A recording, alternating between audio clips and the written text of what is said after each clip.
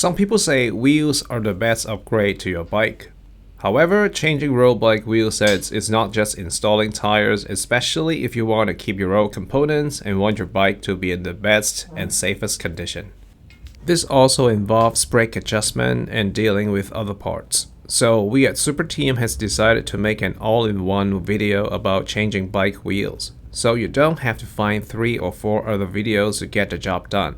We'll cover both rim brake and disc brake bikes. Even though tubeless tires are getting popularity, the vast majority of cyclists are still using clinchers, aka tube-type tires. In this video, we will focus on tires with inner tubes. Before we start, we'd like to introduce ourselves. We are Superteam, a manufacturer of carbon bicycle wheels. We aim at creating performance products at more accessible price points. Also, quality brake pads are included out of the box for rim brake wheels so you can save more. Feel free to visit our website. You may find your next best upgrade with us. If you want to change your wheel set at home, you'll need 2 or more tire levers. They come in different shapes, but I prefer ones like these for road tires.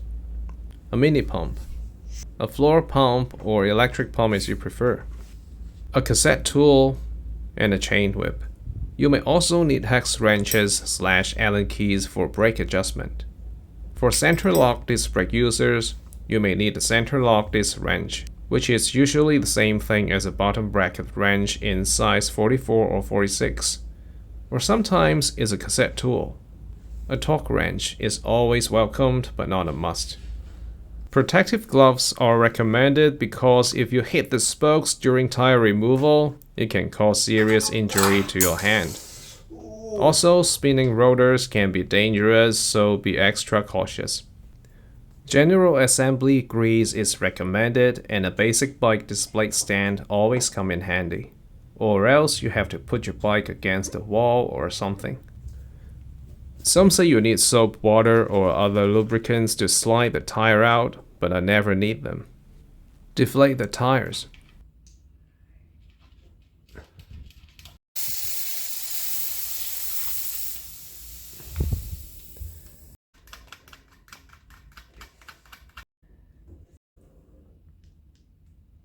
For rim brakes with wider tires like 30mm or more, open the caliper levers if any, to make more room for easier removal.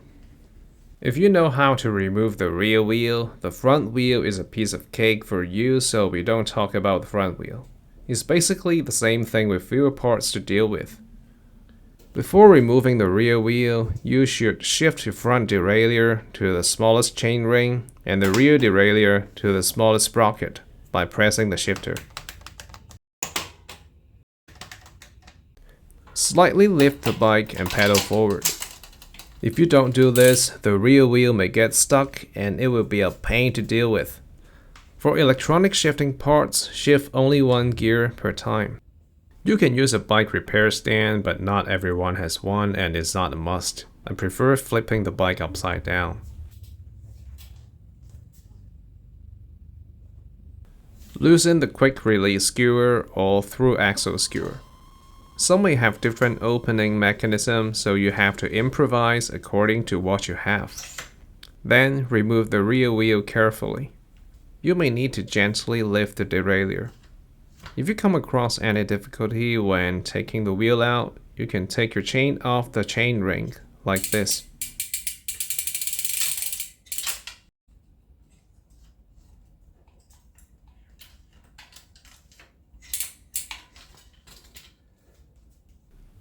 For hydraulic disc brakes or cable-actuated hydraulic disc brakes, don't press the brake levers to avoid any permanent damage. If you are forgetful, have a brake pad block or some folded paper inserted in the caliper. For disc brake wheels, you may want to remove and install the rotors. A 6-bolt type rotor and hub look like this, which requires hex keys or Torx keys to install and remove. As this is not difficult, we don't go through too much about this. A center lock type rotor and hub look like this, which requires a center lock rotor tool to install. Sometimes it's the same thing as a bottom bracket tool or a cassette tool. A 6-bolt type rotor can be converted to center lock type using an adapter.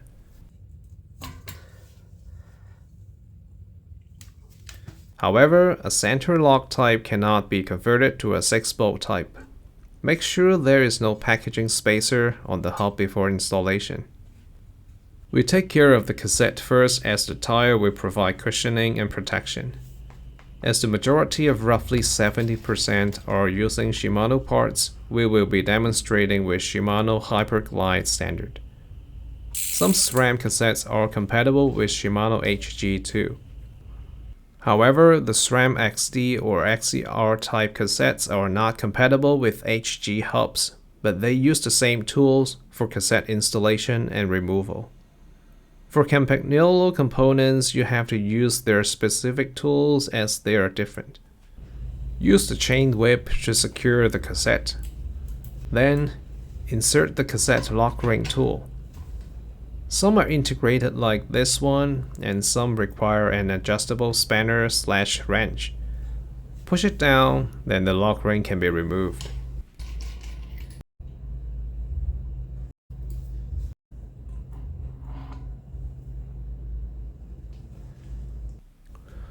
Cassettes with fewer sprockets like 8 to 10 speeds are usually simpler in structure and easier to install. They typically need a hub body spacer to secure it on an 11-speed hub body. Some 11-speed cassettes like Sunshine also need a spacer, but normally they don't. Also, if your hub body is for 7 to 10 speed cassettes, you cannot put an 11-speed cassette on it. 11 or 12-speed cassettes may look like a mess after removal, but as there is only one way to install the sprockets, don't worry about it.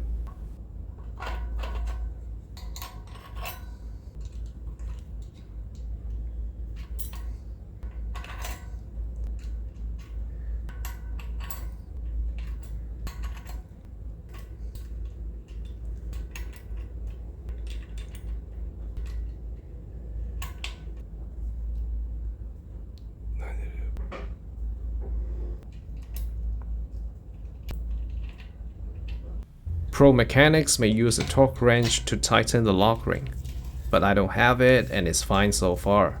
Just make sure it's tight enough but not excessively tight, or you may not be able to remove the lock ring forever. Make sure there is no wobble after installing. When the tire is fully deflated, gently press the tire beads inwards for easier operation, as the beads will be pushed off the rim. It's best to pinch and push the tire downwards to make more room at the point you want to insert the tire levers. Anywhere but avoid the area around the valve. The best spot is the opposite side of the valve. There are other videos teaching you to insert one tire lever first and hook it onto a spoke. However, it's useless if your tires are super tight like the famous Continental GP5000. This tire is not easy to deal with either. I like to insert 2 tire levers simultaneously about 6 cm apart and push them down to pry open the tire. It works every time to get the bead out without breaking your levers or even your precious carbon rim. The first lever should be aligned with the spoke on the same side to hook it. Remove the other lever to make sure the inner tube is not stuck. Then put it back in and glide the bead off gently. Don't use brute force and slip and hit the spokes, especially if you're using flat aero carbon spokes. They are very sharp. If difficulties arise, push the other side of the bead off the rim.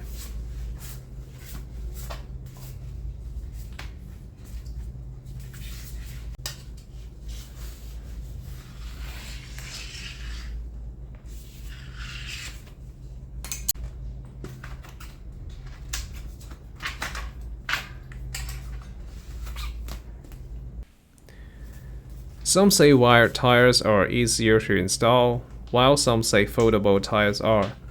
But in my opinion, foldable tires are more difficult as they don't retain their round shapes, so we will be using these here.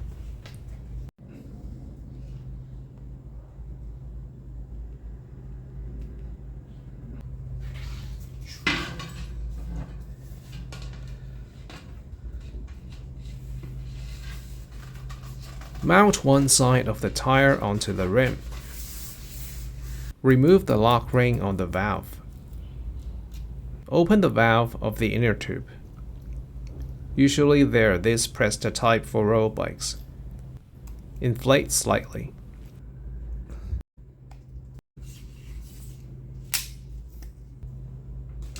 Insert the inner tube with the correct valve length. For instance, if your rim depth is 50 mm, get inner tubes with at least 60 mm long valves.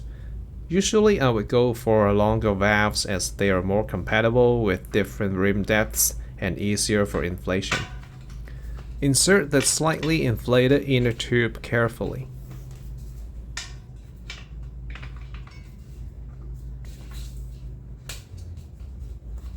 Push the other side of the tire into the rim.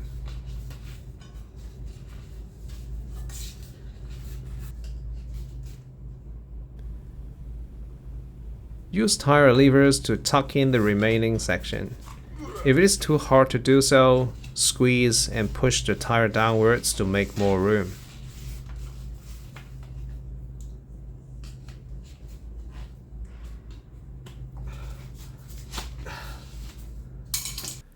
Pump your tire to your desired pressure to see if there is any air leakage.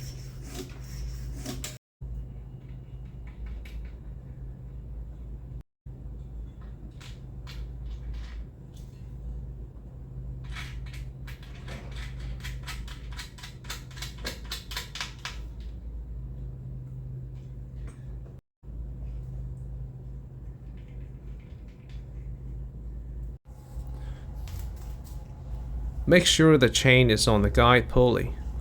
Some may encounter difficulties when installing the rear wheel. You can take your chain off the chainring first, but it's rarely needed to do this. Align the smallest sprocket to the guide pulley.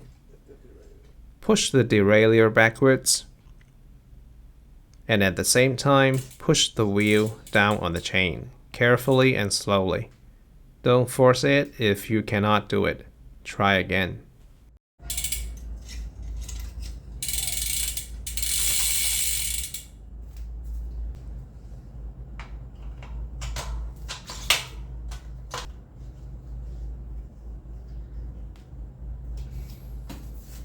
you don't like the direction, you can pull this out.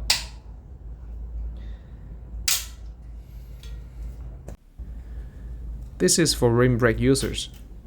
Close the lever on the caliper. The rim braking surface may be slightly different in position with the new wheels, so you may need to adjust them. The best position of the brake pad is 1 mm below the edge of the rim. Also, you can change your brake pads to the carbon-specific ones included in our products like this. This one is with a small bolt, but different brake manufacturers may have different mechanisms, so you have to improvise.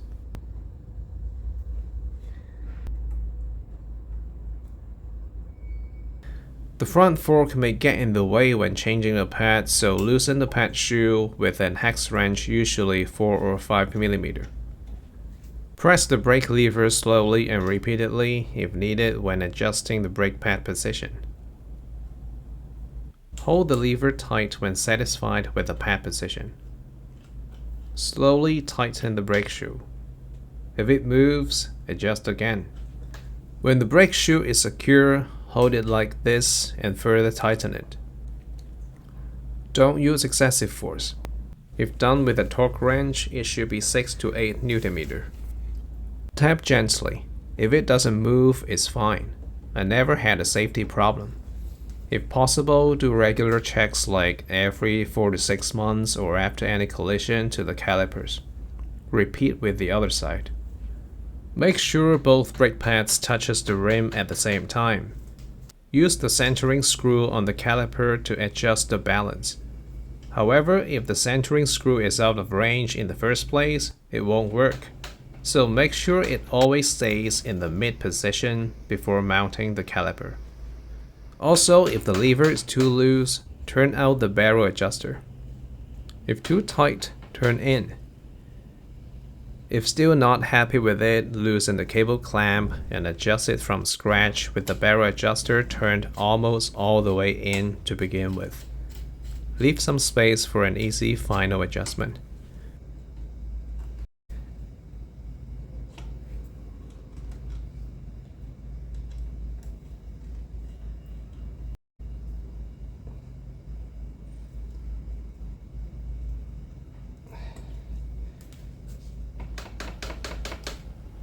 The disc brake rotor may be slightly different in position with the new wheels, and it may be rubbing as the caliper is not centered. You can loosen the mounting bolts of the caliper. When the caliper can move freely, press the brake lever with normal force. While holding the lever, tighten the bolts.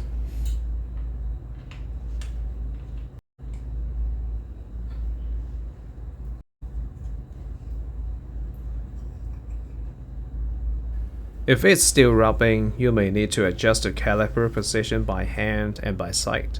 It's not that difficult with good lighting and eyesight. Make sure the rotor is true. If bent, correct it with a rotor wrench or an adjustable wrench at the bent point, which usually hits the brake pads and makes a sound as a result.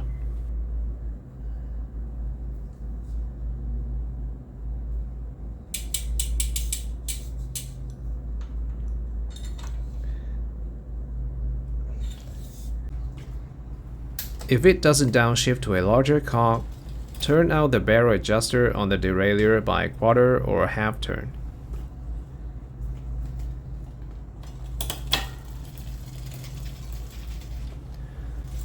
If it downshifts quickly but is rubbing the next gear, turn in the barrel adjuster.